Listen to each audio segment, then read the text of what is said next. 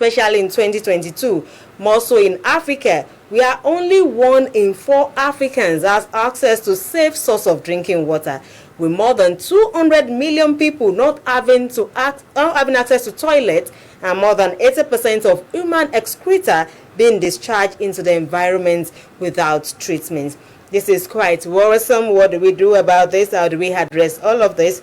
Okay, I have in this house this morning a principal water consultant, Dr. Similade ADEODUN. It's good to have you here this morning. Thank you. It's good to be here. Thank you, ma'am.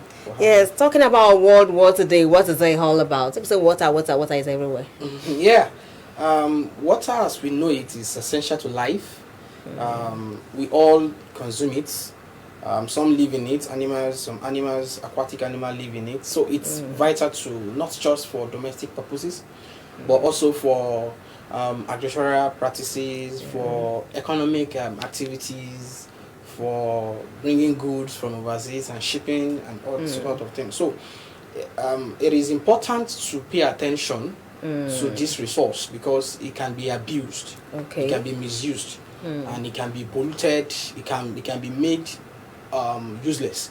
So dedicating a day in 365 days to commemorate this, to celebrate this, and raise awareness of people to the importance of proper water management is the reason why United Nations set this day up. And it's a wonderful thing, and I think everybody watching this should actually pay more attention to the water, to water, not just water, but safe water. Yeah, safe water. Yeah, when we talk about it, people say water is life because you use it, you drink water, you bath with it, agricultural produces, everything you want to do, you still go back to water. Yes. But in a situation where a lot of households do not even have access to safe water, not that they don't have water, but safe water, even in this era of the COVID-19 pandemic where you need to wash your hands regularly, how safe are the waters that we have around us? I always say that provision of water should be the responsibility of government, or let me say municipal body, maybe like a local government. But unfortunately, you see, this is not optimal in Nigeria, and so each household has resolved to sourcing for water themselves. Each household has become a local government, providing your own light, your own road, and your water. And then in doing this, not everyone will be a principal water consultant, not everyone will be a water expert, and not everyone would even understand the risk involved in taking polluted water. So, and then even poverty is another reason why a lot of people just resolve to taking the unsafe water. So in the situation where people are pushed to source water themselves, I mean, they go for whatever they see, either it's stream water, borehole, or well. And then let me quickly cite an example of Lagos State, where people build houses haphazardly, and even in Ibadan here we have lateral development, where people just build houses here and there, and they clear forest and all that. The next compound, they are sock away, septic tank, or sock away as we commonly call it here, can be sited close to your own well, and then maybe your well is shallow. So you just have seepage of E. coli, coliform, all sorts of bacteria into your water. So when you drink or you consume this water, you're already consuming contaminated water. And then you see a lot of people having dysentery, people being sick, and all sorts of diseases. People don't even know. They say it's juju and... talking about that, late last and early this year, we had the outbreak of cholera in so many states of Nigeria. And a lot of this can be attributed to safe water. How safe is the water that we consume in Nigeria? So I would say because it is not monitored, I mean, I can say more than 70% of households don't even know the quality of water they drink. And this is because people don't even know how to go about it. They don't even know what to do about it. They don't even know it is possible to test the water, to know the quality of the water they drink. So that's the first thing. So the second thing is, can they afford this analysis? So in case where this is not possible, I've gone to so many places where people will say, this is the water I've been drinking for the past 50 years. This is water my great grandfather, gave to us, when we were growing up. This is water. But things have changed. We have seen that land cover, is not what it used to be. A lot of paved surfaces, a lot of industries have emerged, a lot of wastewater have been released from industries that get into these waterways, that get into our aquifer.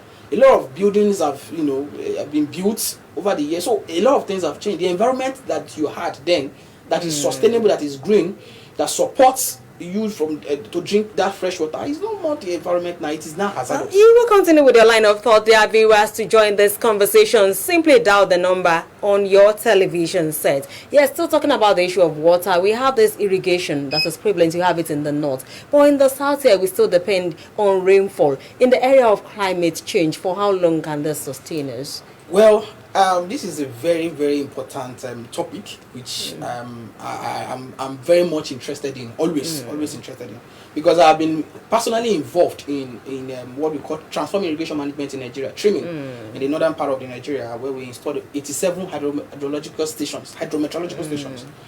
Federal government is doing a lot to ensure that irrigation is a success, and then farming, agricultural activities are booming in the north.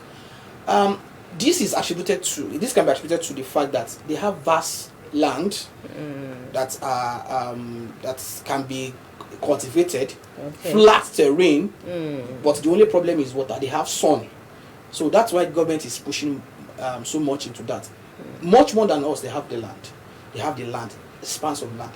Here too, we have land, but we can leverage on technology like greenhouse. Okay. So, because we don't have so much land, and then our terrain are undulating, so it might be difficult to practice the kind of irrigation they practice over there. Well, we have dams. In Oyo State, for example, we have so many dams. Can't we channel all of this? Yeah, those can be channeled. Truly, they can be channeled. But priority now is the government looking into that. How many people are willing to pay for the water? Because over there they have association of rural something that people that farmers that pay for these services. The government supply water to them, and they pay either monthly or annually for the water. So our people ready? Our farmers, are they ready?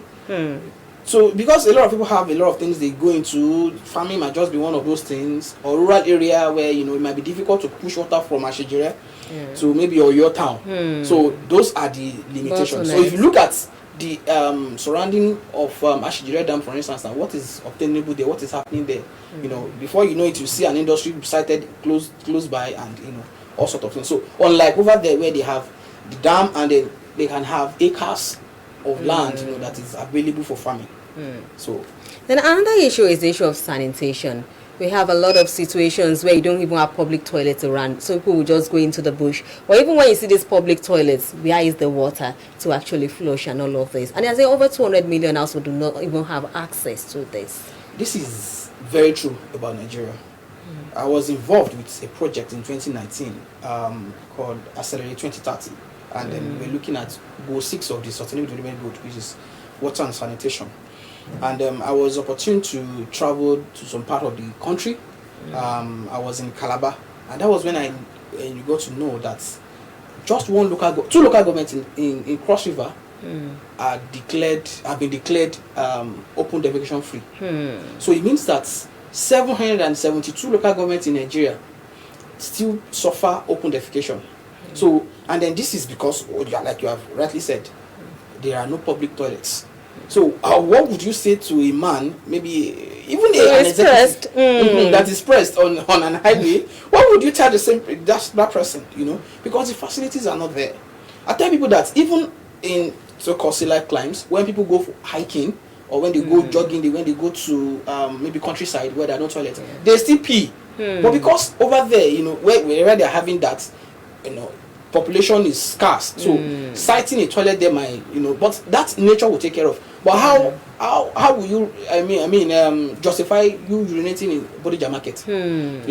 Somewhere within Bodija market where there's where the processed meat just close by, and then you have flies and all that. So it's a serious problem that government should look into, in terms of, and they should not look at it just as social amenities. They can look at it as an investment, because when you build these things, you employ people to, not employ, like you empower people to run it. Even in local governments, we have markets where they pay in Lagos, where once you use the toilet, you pay for it. Exactly. It can even serve as IGR if they can harness all of this. Exactly. And then this will go a long way. Also, the campaigns that we do, where we can encourage young people. I started the program too. I was encouraging young people to see sense in nonsense. What you think is not, maybe it's not useful, lucrative. You can start seeing the sense in it. In sort of, you setting up a kind of e-wash center, where you run maybe a toilet facility can run on renewable energy, for instance. You run on renewable energy to power. Maybe you even supply water in the same center, so you can make money from the same center on water, on renewable energy. People can come and charge their phone.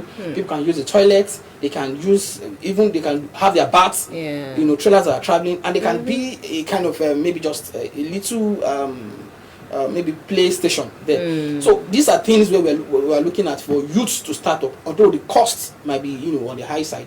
But if there are supports from international organizations, I mean, I can't say from government. At least all these will not be doing the same business. Some people will think out of it and say, let me do something different that will even get me more money than all of us concentrating on the same business. I'm telling you, like 20 years ago, I don't think there was anything called these mobile toilets in Nigeria. Tuba Gaddafi, you know, of blessed memory.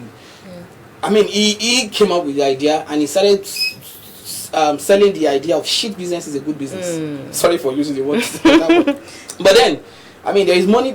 He made a lot of money from that, and you know, today now to buy just one unit of mobile toilet is over 800,000 naira. Interesting. So, and I mean, look at the number of units. If you go to functions these days, I mean, some parties and all that, you see, you're up to 4 or 5 of this mobile toilets. A lot of people have gone into even procuring and renting out. When they're renting, we are coming to rent a hall now, or renting a facility. I mean, or even an open space where you are renting canopies and all that. This is a part of what you provide for your guests. It's like we should go on and on, but time is not on our side. Thank you so much, Dr. ADEODUN, for coming on AM Cafe. We quite appreciate you. There are various. We'll take a breather. When we come back, another conversation with another guest to stay with us.